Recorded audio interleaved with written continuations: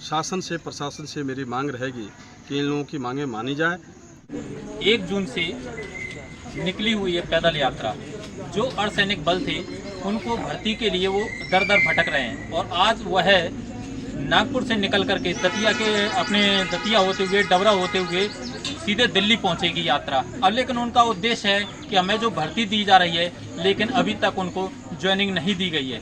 निकाली तो गई थी लेकिन उनको अधर में लटका दिया है। लेकिन आज वह पैदल यात्रा के तहत कई लोग बीमार भी हो चुके हैं और आज उनके शरण के लिए प्रशासन भी उनके साथ खड़ा नहीं है, तो वह दर दर की भटक रहे हैं। और कुछ हमारे साथ यहाँ पे जो डबरा पहुँचे हैं, करीबन 130 के करीब कैंडिडेट डबरा पहुँचे हैं और कुछ लोगों को सिविल हॉस्पिटल डबरा में भी भर्ती कराया गया है।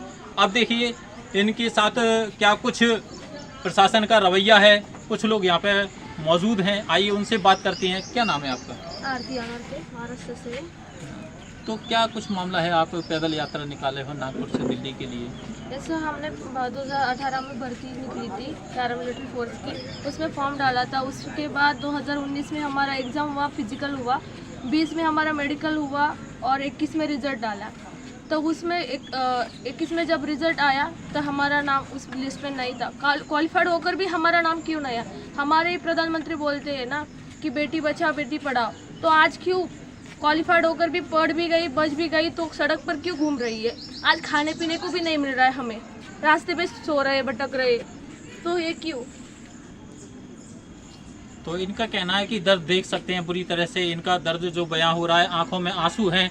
तो इनके और जो उनकी भर्ती होना चाहिए वो अभी भी अधर में अटकी हुई। इनका कहना है कि बेटी बचाओ बेटी पढ़ाओ की बड़े बड़े नारे दिए जाते हैं, लेकिन वह अधर में दिए जाते हैं, केवल पन्नों तक ही सिमट के रह जाते हैं। कुछ लोग और भी मौजूद हैं, आइए उनसे बात करते हैं। क्या कुछ उद्देश्य है यात्रा का?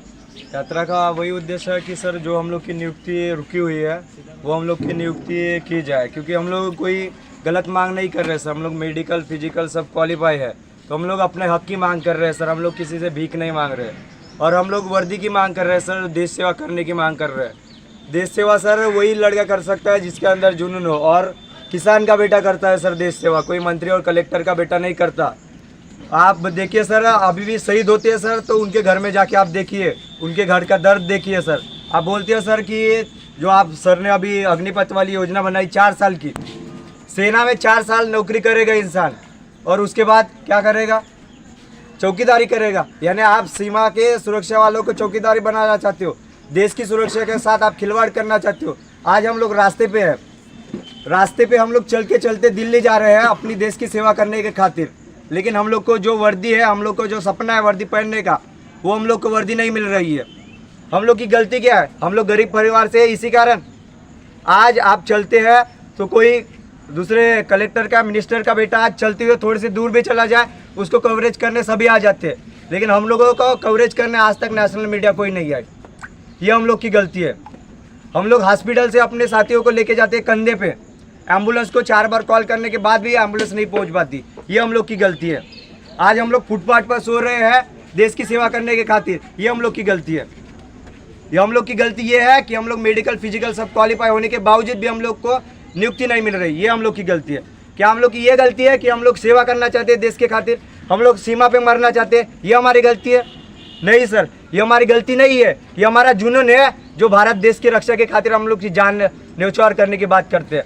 हम लोग के पापा किसानी करते हैं, वो किसान देश को पोसता है, देश का उधर निर्वाह उसके ऊपर रहता है, और हम देश के सैनिक बनना चाहते हैं, उनके बेटे देश की रक्षा के खातिर। तो ये हम लोग की गलती है। आज सर बोलते हैं कि हम लोग रोजगार देंगे आपको, करोड़ रोजगार देंगे। अभी सर ने वादा किया था 10 लाख रोजगार देंगे। आप 10 लाख रोजगार देंगे तो यहाँ पर जो भटक रहे हैं। सीधी बात पे आते हैं कि कुल मिलाकर के आपकी यात्रा दिल्ली तक जाएगी। हाँ सर। लेकिन दिल्ली पहुंचने के बाद क्या लगता है आपको कि कुछ सरकार मानेगी आपकी भी बात? सर हम लोग ग्वालियर पहुंचेंगे सर, ग्वालियर तक हम लोग की मीटिंग नहीं हुई। आपने सागर में सर हमसे मुलाकात करने होम मिनिस्ट्री के लोग आए थे, उन्होंने 7 दिन का टाइम दिया था सर। अभी 7 दिन का तो 10 दिन हो गया सर, अभी ग्वालियर में 12 दिन हो जाएंगे। तो ग्वालियर में हम लोग की मीटिंग नहीं हुई, हम लोग का रिस्पांस नहीं मिला, तो हम लोग सर टी शर्ट खोलेंगे और चप्पल भी खोल के निकलेंगे सर। और दिल्ली पहुंचने का सर 50-60 किलोमीटर सर हम लोग ऐसा राउंड करके निकलेंगे सर। देश भी जाननी चाहिए कि देश सेवा करने के खातिर इन लड़कों में कितना जुनून है। क्योंकि 1.5 साल हम लोग लड़ रहे हैं, वो भी कानून के तरफ से सर। तो क्या होगा आपका दिल्ली में? दिल्ली में तो सर हम लोग यहाँ से भी हमारा साथी वैसे भी वापस जाना पड़ेगा आपको? ना सर, लौट के तो हम लोग सर 2 पैर से अभी दिल्ली जा रहे हैं, लौट के हम लोग जाएंगे सर 4 पहियों पे। सरकार चाहती है सर कि हम लोग अपने 2 पैरों पे घर वापस जाए तो हम लोग को ज्वाइनिंग देगी सर, और सरकार नहीं चाहती हम लोग को ज्वाइनिंग तो हम लोग 4 पैर पर जाएंगे सर, लेकिन खाली हाथ नहीं जाएंगे सर। वर्दी का सपना लेके आए हैं, वर्दी का सपना लेके जाएंगे। तो कुल मिला के इनका कहना है कि वर्दी का जो सपना है हम वर्दी पहन के ही जाएंगे, नहीं तो हमारी अर्थियाँ उठेंगी वहाँ से। तो कुल मिलाकर के और भी हमारे साथ मौजूद हैं अमित जी हैं। तो अमित जी, क्या कुछ मामला है, कुछ यहाँ पे आए हैं कैंडिडेट? जी, ये सब हमारे युवा साथी हैं जो नागपुर से चल के दिल्ली तक जा रहे हैं, और ये सब संघर्ष कर रहे हैं। इन युवाओं का पीड़ा कोई नहीं समझ रहा है, जो सिर्फ इसलिए लड़ रहे हैं कि इनकी भर्ती दे दी जाए, इनको वर्दी दे दी जाए। ये साथी हमारे डबरा में मेहमान की तरह हैं, हमारा फ़र्ज़ बनता है कि हम इनका जो भी हमसे हो पाए, जो उनका देखभाल हो पाए, तो मेडिकल सुविधा हो, रहने की व्यवस्था हो या खाने पीने की व्यवस्था हो, ये सब हमारे साथी मिलकर यहाँ पे व्यवस्था करा रहे हैं। और मेरी गुंजाइश यही है कि हम सबको जागरूक होना पड़ेगा इनकी मांगों को लेके, इनकी पीड़ा को समझना पड़ेगा। युवाओं की सब बात करते हैं लेकिन काम कोई नहीं करता। देखिए, ये सब नौजवान हैं हमारे साथी और कितना संघर्ष कर रहे हैं, पैदल चल के आ रहे हैं, दिल्ली जा रहे हैं पैदल चल के।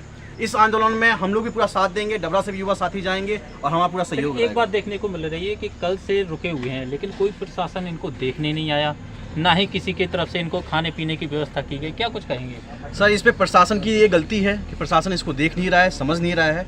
भरसक हमने प्रयास किया कि सब व्यवस्था की जाए, इनको मेडिकल हॉस्पिटल ले जाया गया, जो साथी बीमार हैं उनकी दवाइयाँ उपलब्ध कराई गई हैं। मेरा प्रयास रहेगा कि जल्द से जल्द इनका ज्ञापन इनको सरकार को सौंपा जाए। कुल मिला के आज ज्ञापन दिया जाएगा जी। तो देखा आपने कि कुछ कैंडिडेट यहाँ पे अपनी अपनी समस्याओं को लेकर के ढले हुए हैं, कुछ के पैरों में छाले आ चुके हैं और कुछ डबरा सिविल हॉस्पिटल में भर्ती हैं। समाज सेवियों की तरफ से इनको रहने की और खाने की व्यवस्था की जा रही है। Rajesh Soni, INC news, Dabra. भारत माता की जय, भारत माता की जय। ये महाराष्ट्र लोग आए हुए हैं पैदल मार्च करते हुए, ऑल इंडिया के सब लोग आए हुए हैं यहाँ पे पैदल मार्च निकाले हैं। लोग दिल्ली जा रहे हैं और इसमें काफ़ी लोग परेशान भी हैं, कुछ लोग बीमार भी हो गए हैं। इन लोगों को एक निजी गार्डन में रुकने की व्यवस्था की गई है, भोजन की व्यवस्था कराई गई है। आगे भी इन लोगों की व्यवस्था प्रशासन से हम उम्मीद करेंगे, मांग करेंगे कि इन लोगों की आगे की व्यवस्था देखें, व्यवस्था कराएं, इलाज की व्यवस्था करें।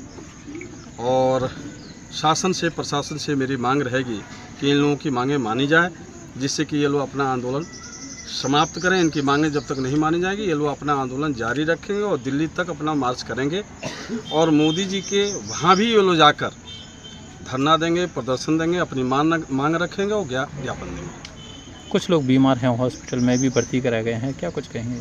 जो लोग बीमार हैं उनका इलाज कराया जाएगा, उनके लिए निजी व्यवस्था के तहत उनका इलाज कराया जा रहा है। लेकिन एक प्रशासन की जिम्मेदारी बनती है, अभी तक नहीं आए हैं, कुछ बीमार हैं बच्चे। प्रशासन से मांग की जाएगी, प्रशासन से मांग की जा रही है कि वो प्रशासन जाके वहाँ देख रेख करें और डॉक्टरों से बोलें और उनका इलाज कराएं। ठीक।